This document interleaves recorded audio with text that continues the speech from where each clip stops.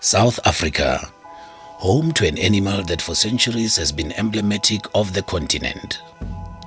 The rhino, with its magnificent horn, a reminder of its prehistoric origins, has been revered by ancient civilizations across Africa. 80% of the world's black and white rhino are here, in the southernmost tip of Africa. Despite man's cruel persecution over the centuries, the African rhino has endured. At the turn of the century, it was thought that rhino had become extinct in southern Africa. A small group of rhino in the Umfolozi region, in a protected region in the eastern KwaZulu-Natal province of the country, provided the breeding pool for today's white rhino population.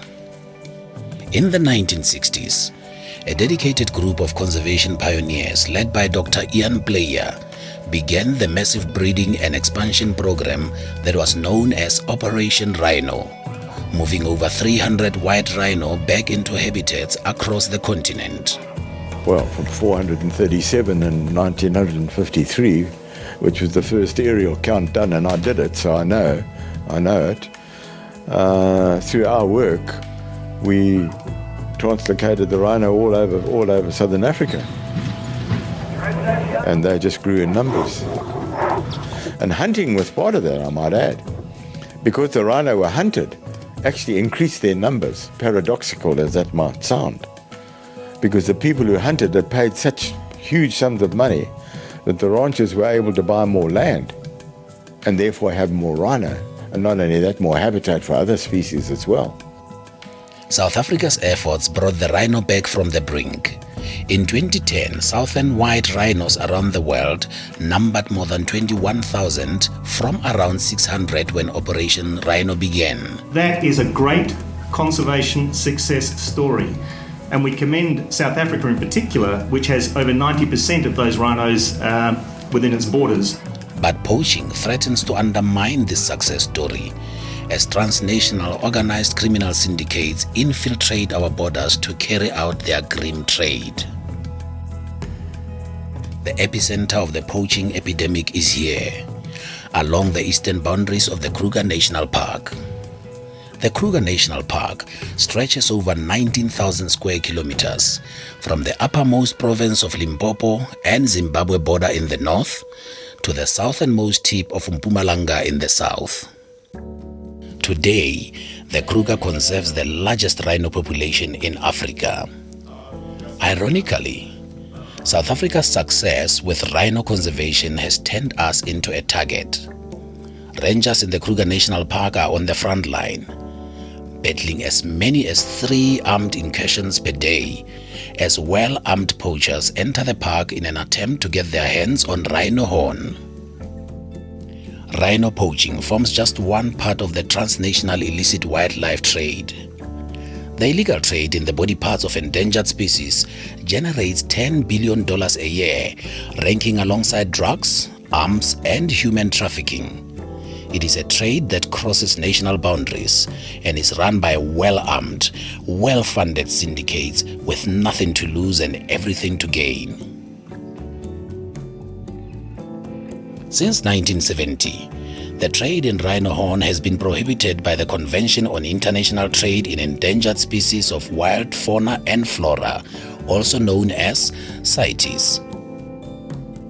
Until 2008, there was a limited and controlled domestic trade in rhino horn in South Africa. It is here, in parts of Asia, that the demand for rhino horn exists. From cancer treatment to reducing fever to a hangover cure, there is a seemingly insatiable demand that is fueling the illegal trade. Worryingly, some studies show that rhino horn had become a status symbol among the wealthy. It has become the ultimate way for the rich to flaunt their wealth, possessing part of a critically endangered animal thousands of miles away. South Africa is fighting back. The Integrated Strategic Management of Rhinoceros is the government's multidisciplinary strategy to fight poaching. The Department of Environmental Affairs, working with the Ministers of Police, Defense Ministry and Justice, has led the implementation of the strategy. Working with international donors, South Africa has been able to devote substantial resources to the fight against poaching and boost support for teams on the ground, especially the Ranger Corps.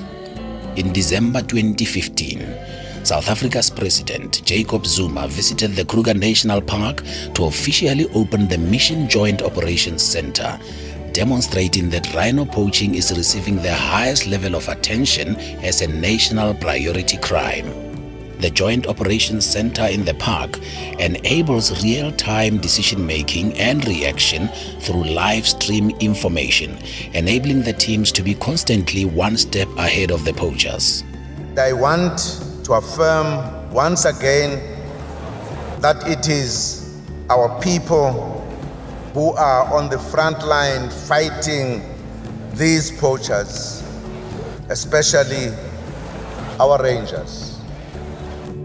Donor funding has enabled South Africa to boost our anti-poaching work on the ground and includes the training of field rangers and law enforcement officials, K9 capacity, encrypted radio communication systems, access control, radar surveillance, and to pilot an unmanned aerial vehicle project. South Africa has stepped up cooperation with Mozambique in terms of a memorandum of understanding signed between the two countries in the fields of biodiversity and conservation. As part of this cross-border collaboration, South Africa recently handed over much-needed anti-poaching equipment, including a light aircraft, to Mozambique. Several memoranda of understanding have been signed with transit and end-user countries of rhino horn products. The most recent was with Cambodia in 2015. This was preceded by MOUs signed with Vietnam and China. Cooperation on the global stage to stop the trade in rhino horn received a further boost when the illegal wildlife trade was on the agenda of the Forum for China-Africa Cooperation for the first time in 2015. South Africa has been working closely with Interpol and the International Consortium on Combating Wildlife Crime. In 2015, Minister Molewa outlined South Africa's progress in the war against rhino poaching at the Interpol UNEP Environmental Compliance and Enforcement Conference in Singapore. We have a very good working relationship with Interpol. There's a lot that we're doing together from the point of view of investigations. Whenever we have a case of rhino horn poaching being found somewhere, Interpol is always there to work with us. And indeed, that partnership, we are saying, must grow from strength to strength. Funding from the UNEP GEF Rhino program has enabled us to procure resources to assist with crime scene management and forensics. Also through support from this program, our scientists are collecting samples to build up a unique rhino DNA database that will eventually make it easier to link all poaching incidents with suspects. South Africa's National Prosecuting Authority has been empowered to extensively hand down harsh sentences to those found guilty of poaching.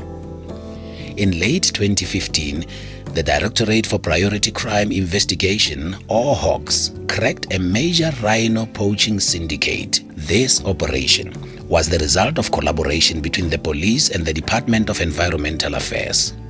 The suspects face charges of racketeering, rhino poaching, and corruption. As South Africans, we are proud of this long legacy of conservation, which is why we'll continue to battle the illegal wildlife trade with all the resources at our disposal. In 2015, the Black Mamba Anti-Poaching Unit from Balule Game Reserve won the coveted Champions of the Earth Award. The Black Mambas are specially trained environmental monitors introduced into areas facing high numbers of poaching. The environmental monitors play a leading role in educating communities on the benefits of conservation, but they also carry out proactive anti-poaching activities, including border patrols and removing snares. In 2015, the Department of Environmental Affairs held the Biodiversity Indaba in Durban, where various stakeholders met to discuss ways of creating sustainable and inclusive economic opportunities for communities in the wildlife sector. On the sidelines of the Biodiversity Indaba, we donated 4 rhino to the Nambiti community near Ladysmith in KwaZulu-Natal. Part of our successful strategy to make communities owners of wildlife. It's about people's livelihoods, because the rhinos, the animals that we conserve, are about people as well. Anything that deals with environment must also involve the people, must involve the livelihoods of the people and the economy. So that's what we call sustainable development, as we understand. Also, as part of working with communities, in 2015, our partner, the Peace Parks Foundation, facilitated the Vietnam Wilderness Youth Trails Project to train young Vietnamese to become anti-poaching activists back in their communities. A similar venture, the Chinese Youth Ambassadors, was also launched in 2015. South Africa is at the forefront of the conservation of the world's rhino. The integrated, multi-sectoral approach to dealing with this problem is slowly yielding success, but we know the battle is far from won. Protecting the rhino is not the work of one person alone. Today, we call on all South Africans, as well as our foreign friends and partners, to join us in this fight. We share a common goal to protect and conserve the rhino for our children and our children's children. If we work together, we will succeed.